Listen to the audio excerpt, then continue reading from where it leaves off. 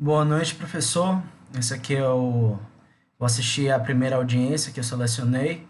Todos os meus comentários para todas as audiências estão redigidos. Todas as sustentações eu irei comentá-las. Estão aqui já nesse documento Word. Espero que não seja problema, que elas não são completamente espontâneas.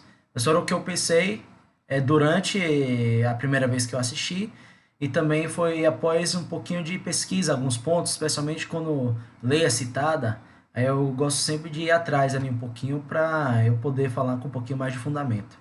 Eu vou soltar aqui o vídeo agora. Vamos lá.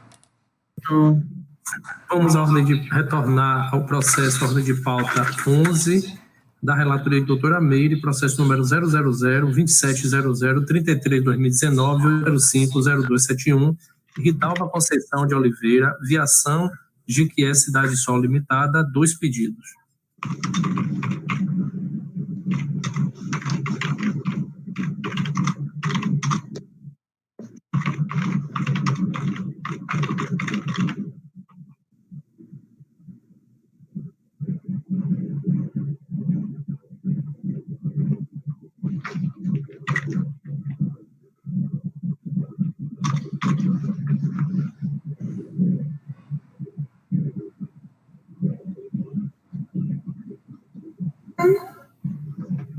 Primeira tentativa chamou até o final mensagem acessível, estou procedendo na segunda.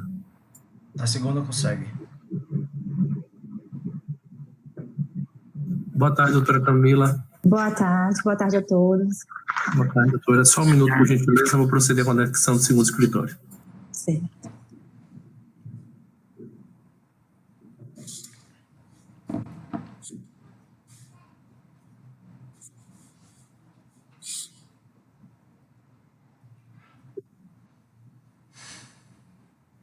Pelo recorrente ou recorrido, doutora?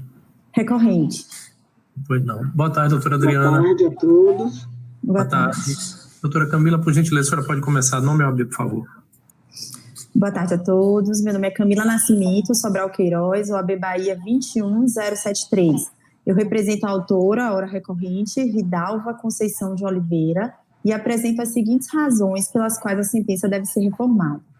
Como se depreende dos autos, excelências, o defeito no veículo, no ônibus da recorrida, ocorreu ainda na rodoviária. Nesse momento, foi informado para a recorrente e demais passageiros que eles precisariam se deslocar até a garagem da recorrida para fazer uma troca no veículo. Diante dessa informação, todos aceitaram e se deslocaram para a garagem. Ocorre que quando chegou lá, em vez de fazer uma simples troca rápida de veículo, eles obrigaram os passageiros a aguardar o reparo no veículo. Esse reparo durou 1h30, que inclusive era mais ou menos a duração da viagem da autora da cidade de Valença para a cidade de Camamu. Nisso, eles ficaram obrigados a aguardar nessa garagem da empresa recorrida, que, de acordo com próprias informações, está lá constando na defesa, no evento de número 17 da própria recorrida, dista mais ou menos 2 quilômetros e 400 metros da rodoviária. Ela se localiza numa estrada, numa BA, que fica isolada, sem qualquer possibilidade da recorrente sair ou até mesmo encontrar um outro transporte, de forma que todos, inclusive a recorrente, teve que ficar lá por 1h30 aguardando. É importante também registrar que os próprios tacógrafos juntados aos autos no evento de número 17 pela própria recorrida comprovam o tempo em que o ônibus ele ficou na garagem para conserto. Essa prova é feita, inclusive, pela própria recorrida.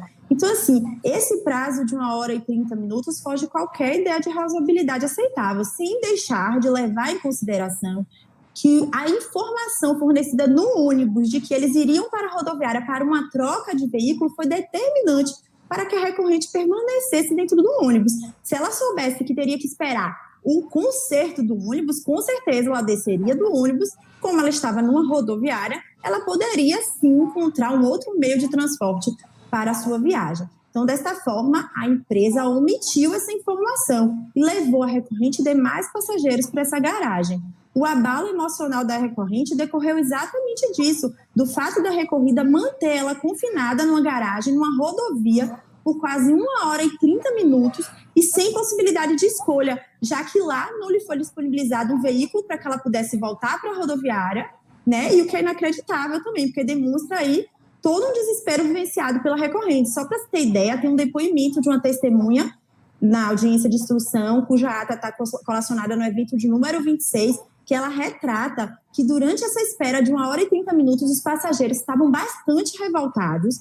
Inclusive, tem a comprovação de que a recorrente e demais passageiros efetuaram inúmeras ligações para a Gerba. Durante todo esse tempo de espera, a própria testemunha fala isso, os passageiros permaneceram em pé na garagem, não foi dada nenhuma espécie de assistência, seja água, alimentação. Inclusive, nos autos, no evento de número 1, tem foto dos passageiros em pé na garagem, sendo obrigados a esperar. Para você ter noção, ela chegaria ao seu destino às 2 horas, ela foi chegar às 4 e pouca da tarde, né? Exatamente por um erro, uma responsabilidade da recorrida. Então, diante de tudo isso, resta claro que o patrimônio moral da recorrente, ao contrário do entendimento da juíza de primeiro grau, foi realmente ofendido, merece uma reparação, razão pela qual pugnamos, né, pela reforma da sentença para que seja fixada uma indenização pelos danos morais comprovadamente suportados pela recorrente, em decorrência de toda essa irresponsabilidade da recorrida, em especial pelo fato dela ter faltado com a verdade. Ela falou que iria para a garagem para ver uma troca de ônibus, quando, na verdade, inclusive, também tem um depoimento da testemunha falando que foi informado no ônibus que eles iriam para a garagem para fazer uma troca de veículo, o que não aconteceu. Assim, encerro a minha sustentação. Doutora Adriana, por gentileza, a senhora pode começar. Nome e OAB, por favor.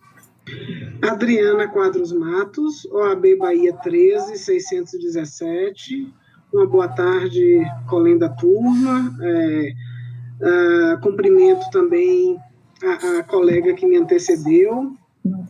Excelências, o caso dos autos, como já pontuado aqui pela colega, trata-se de um defeito mecânico que foi fato incontroverso. O defeito mecânico aconteceu. As particularidades trazidas pela advogada anterior é que não procedem com a prova dos autos.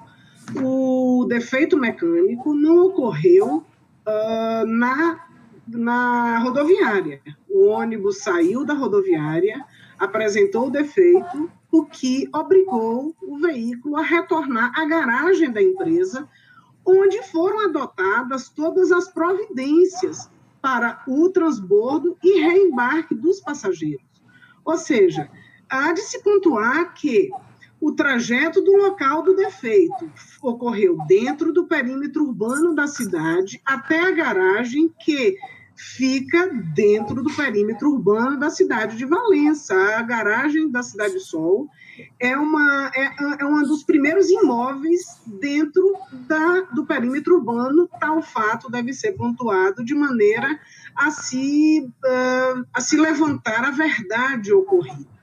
O desembarque dos passageiros ocorreu na garagem, um local seguro, confortável. Nesta garagem há toda uma estrutura, tanto é que a manutenção dos veículos e também substituição ocorre nesta garagem. Ou seja, o local foi seguro, foi confortável, houve o desembarque das bagagens, houve o desembarque das encomendas, houve a viagem com a saída da garagem, avanço de todo o perímetro urbano da cidade de Valença, que é lento, e o tempo normal da viagem e chegada com segurança ao destino final. Portanto, excelências, eu gostaria de pontuar isso. Houve o defeito? Houve. Houve o defeito como um fato previsível da sociedade? Sim. Houve o socorro? Sim. Houve o transbordo? Sim. Houve o reembarque? Houve o transporte até o destino final? Sim. Então, este tempo decorrido, e aí a prova dos autos, a empresa cumpriu trazendo provas que modificam e extinguem a alegação de dever de indenizar. Está claro, a própria advogada admitiu aí, está claro, a empresa ela não omitiu qualquer prova para demonstrar que não houve o defeito na prestação do serviço. Portanto, excelências, nesse sentido, em razão de ter havido toda a dignidade de tratamento ao passageiro usuário e a prova colacionada aos autos de maneira transparente, inclusive as manutenções feitas no veículo, a fim de balizar o comportamento da empresa quanto à manutenção dos seus veículos, tendo um setor organizado e pleno, é que se pede a manutenção da sentença de improcedência, e, nesse sentido, a nossa sustentação pede o deferimento. Doutoras, eu encaminhei o voto pela manutenção da improcedência de 11.975 de 2009, no artigo 4º, observa que esse prazo de defeitos e consertos podem ser aguardados até 3 horas de relógio. O defeito foi sanado de pronto em 2 horas de relógio.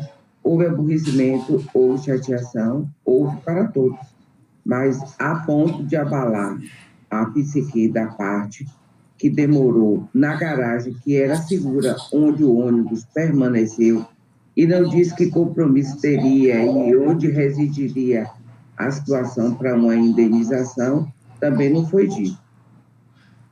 Pelo acervo probatório, eu não vi como fazer a alteração simples e gratuita para modificar uma decisão que foi pautada pela prova.